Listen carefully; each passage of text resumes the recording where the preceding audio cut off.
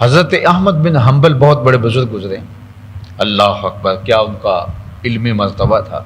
وہ حضرت بشر حافی کے پیچھے دوڑتے تھے، اور حضرت بشر حافی ناخواندہ شخص تھے، لیکن ایک خاص کرم نوازی ان کے اوپر ہوئی کہ اللہ تعالیٰ نے ان کے باطن کو اجلا کر دیا۔ وہ بشر حافی تھے تو شرابی، اور نشے میں دھت شراب خانے کی طرف جا رہے تھے کہ انہوں نے دیکھا راستے کے اندر کاغذ کا ایک ٹکڑا پڑا ہوا ہے جس کے اوپر لفظ اللہ لکھا ہوا ہے۔ بس اس کو اٹھایا، روئے، چوما، خوشبو لگائی، کسی اونچی جگہ پہ رکھ دیا اور شراب خانے میں چلے گئے۔ وہاں نشے میں دھت تھے کہ اللہ کے کسی بندے کی دستک ہوئی دروازے پہ، تو جو ساقی مے خانہ تھا اس نے پوچھا کون؟ کہا کہ بشر سے ملنا ہے۔ تو کہا وہ تو نشے میں پڑا ہے، اور جو شخص دروازے پہ کھڑا تھا وہ شہر کا بہت بڑا عابد تہجد گزار۔ تو جب اس کو بتایا کہ فلاں اللہ کے بندے باہر تیرے انتظار میں کھڑے ہیں، تو وہ ننگے پاؤں دوڑے، کہا کہ بشر تمہیں مبارک ہو، اللہ نے تیرے ماضی کے گناہ معاف کر دیے۔ تو بس پھر زندگی ہی بدل گئی۔ وہ ایک فقیر تھے، تو وہ جا رہے تھے، اللہ کی رحمت رب بہانہ می طلب، اللہ کی رحمتیں بہانے تلاش کرتی ہیں۔ ایک فقیر تھے تو وہ جا رہے تھے، تو راستے کے اندر کیا دیکھا کہ ایک شرابی ہے، وہ گندی نالی کے اوپر گرا ہوا ہے، اور اس کا منہ جو ہے اس کو گزرتا ہوا پانی مزید غلیظ کرتا چلا جا رہا تھا۔ تو انسانی شرف کے ناطے سے ان کے دل میں رحم جاگا کہ انسانیت کی تذلیل ہو رہی ہے، اگرچہ یہ شراب کے نشے میں ہے۔ آج کا صوفی اور آج کا مولوی تو ٹھڈا مار کے گزرے گا، لیکن گناہ سے نفرت ہے، گناہ گار سے نہیں ہے۔ تو وہ آگے بڑھے اور اس کو وہاں سے اٹھایا، اور اس کے جو گندا منہ تھا اس کا منہ دھو دیا اور چلے گئے۔ جب سحری کا وقت ہوا تو وہ تہجد کے لیے مسجد میں آئے، تو دیکھا کہ وہ جو شرابی جس کا منہ دھویا تھا وہ پہلے ہی مسجد میں نماز ادا کر رہا ہے۔ تو بڑی حیرت ہوئی، کہا مالک یہ کیا ماجرا ہوا؟ کہا میرے بندے، تو نے اس کا منہ دھو دیا تھا، میں نے دل دھو دیا۔ اللہ اکبر، تو نے اس کا منہ دھویا تھا، میں نے اس کا دل دھو دیا۔ تو بشر حافی کی اس ادا کو اللہ نے قبول کر لیا، اور وقت کے کامل کسی شیخ اور ولی کے ذریعے سے اس کو میسج پہنچایا۔ جب یہ پیغام پہنچا تو اس وقت وہ ننگے پاؤں تھے، براہنا پاتے، ایسے نشے میں آ گئے تھے۔ پھر انہوں نے کہا میرے رب کا پیغام جب میرے نام آیا تھا تو اس وقت میں برہنہ پا تھا، لہٰذا ساری زندگی جوتے نہیں پہنوں گا۔ حافی عربی میں جو ہے وہ ننگے پاؤں والوں کو کہتے ہیں۔ اللہ اکبر۔ تو ساری زندگی جوتے نہیں پہنے کہ میری توبہ جب قبول ہوئی تو اس وقت میرے پاؤں میں جوتے نہیں تھے، تو اللہ کی زمین پہ وہ ننگے پاؤں پھرتے تھے۔ تو اللہ نے کرم کر دیا، تو احمد بن حنبل رضی اللہ تعالی عنہ ان کے پیچھے پیچھے بھاگتے تھے۔ تو ایک دن کسی شاگرد نے کہا حضرت یہ ایک ناخواندہ شخص ہے اور آپ اس کا پیچھا کرتے رہتے ہیں، اور آپ اتنے بڑے عالم۔ تو حضرت امام احمد بن حنبل نے کہا کہ جس رب کو احمد بن حنبل مانتا ہے، بشر حافی اس رب کو جانتا بھی۔ اچھا، ولی فائل کے معنی میں بھی ہے، مفعول کے معنی میں بھی ہے۔ فعیل کے وزن پر صفت مشبہ کا صیغہ ہے، تو فعیل کبھی فائل کے معنی میں ہوتا ہے، کبھی جو ہے وہ مفعول کے معنی میں ہوتا ہے۔ تو اگر تو یہ فائل کے معنی میں ہو تو ولیٌ سے ولی ہے اس کا، تو یہ ولی جو ہے یہ فائل کے معنی میں ہے اللہ سے محبت کرنے والا، اور اگر یہ مفعول کے معنی میں ہو تو پھر اس کا مطلب یہ ہے کہ وہ شخص جس سے اللہ محبت کرتا ہے، یعنی محب کے معنی میں بھی ہے اور محبوب کے معنی میں بھی ہے۔ اللہ ولی الذین آمنوا یخرجہم من الظلمات الی النور، اللہ اہل ایمان کا ولی ہے، یعنی اہل ایمان کو محبوب رکھتا ہے، اور پھر کیا کرتا ہے اس محبت کا جو صلہ اپنے بندے کو دیتا ہے، یخرجہم من الظلمات الی النور، اس کو ظلمتوں سے نکال کے روشنیوں کی طرف لاتا ہے۔ اللہ اکبر۔ والذین کفروا اولیاءہم الطاغوت، اور جو کافر ہیں ان کا ولی کون ہے؟ ان کا ولی طاغوت ہے، شیطان ہے۔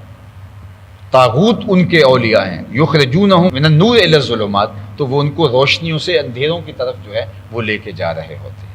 اللہ اکبر۔ تو اس لیے اللہ کا ولی وہ ہوتا ہے کہ جو اللہ جل شانہ کا محب بھی ہو اور اللہ جل شانہ کا محبوب بھی ہو۔ اور کبھی ایسا ہوتا ہے کہ محبوبیت کا غلبہ ہوتا ہے، کبھی ایسا ہوتا ہے کہ جو ہے وہ محبت کا غلبہ ہوتا ہے، یعنی اس طرف سے غلبہ ہوتا ہے، اور کبھی یہ ہوتا ہے کہ اس کی محبوبیت ایسی ہوتی ہے کہ ناز برداری کے وہ رنگ میں ہوتا ہے۔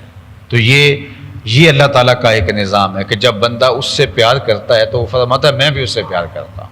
اللہ اکبر، یعنی تم نکلے تھے اللہ سے محبت کرنے کے لیے، تو تم نے تو اللہ سے محبت کا دم بھرا، لیکن تم نے کیا محبت کرنی تھی، اس نے تمہیں خود اپنا محبوب بنا لیا۔ تو جب خود محبوب بنایا، تم پہلے گئے تھے چل کے نماز پڑھنے کے لیے، لیکن جب اس نے محبوب بنایا تمہارے پاؤں کے اندر کشش ڈال دی نماز کے لیے۔ تم عبادات کرتے تھے، اپنے آپ کو تکلف کے ساتھ لے کے جاتے تھے، پھر جب محبوبیت پیدا ہو گئی تو وہ شوق فراواں تمہارے اندر ڈھیل دیا گیا، پھر تمہارے قدم خود بخود اٹھتے ہیں، توفیقات تمہارے شامل حال ہو گئی ہیں، پھر تمہارے لیے آسانیاں اور تمہارے لیے راحتوں کے سامان کشادہ کر دیے گئے ہیں۔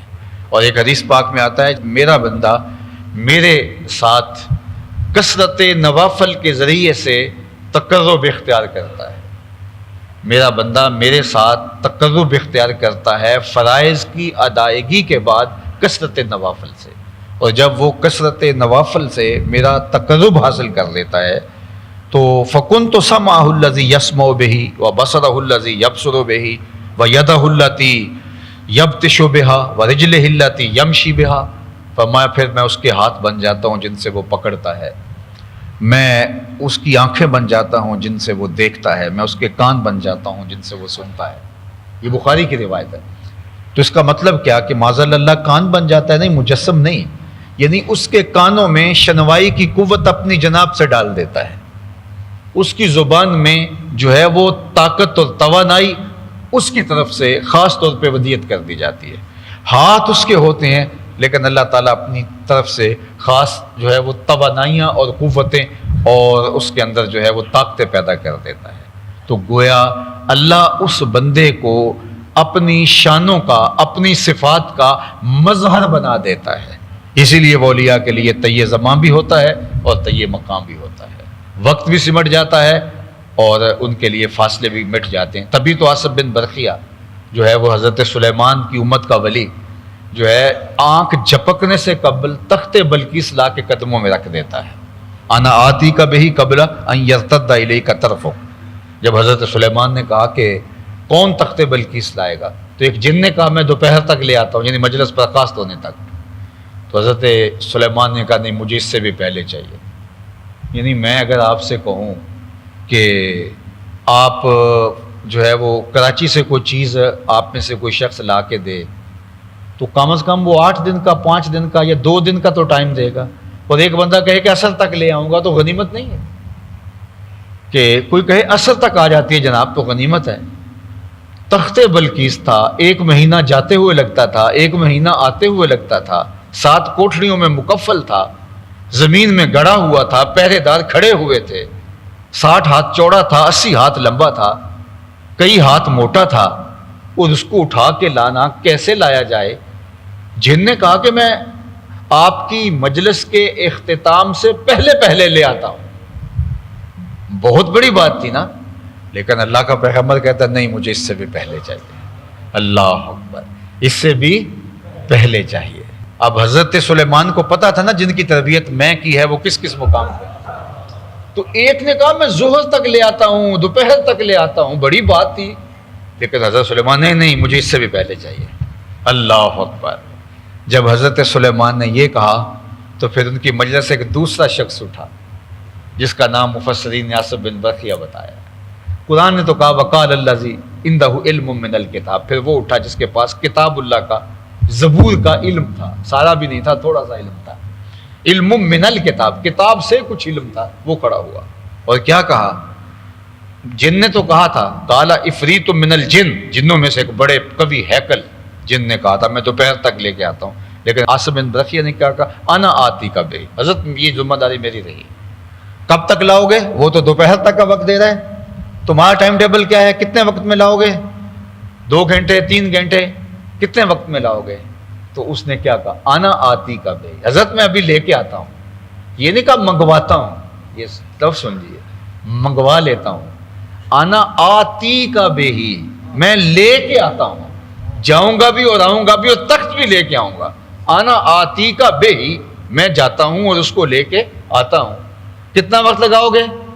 قبل ان یرتد الیک طرفک، حضرت آپ آنکھ بعد میں جھپکیں گے، تخت پہلے پڑا ہوگا. قرآن ہے. اور حضرت سلیمان نے ابھی آنکھ نہیں جھپکی، تخت سامنے پڑا ہوا. اللہ اکبر. پھر بولے قال ھذا من فضل ربی، یہ میرے رب کا فضل ہے. یہ شان ہے خدمتگاروں کی، سرکار کا عالم کیا ہوگا. تو اتنے بڑے فاصلے کیسے سمٹے؟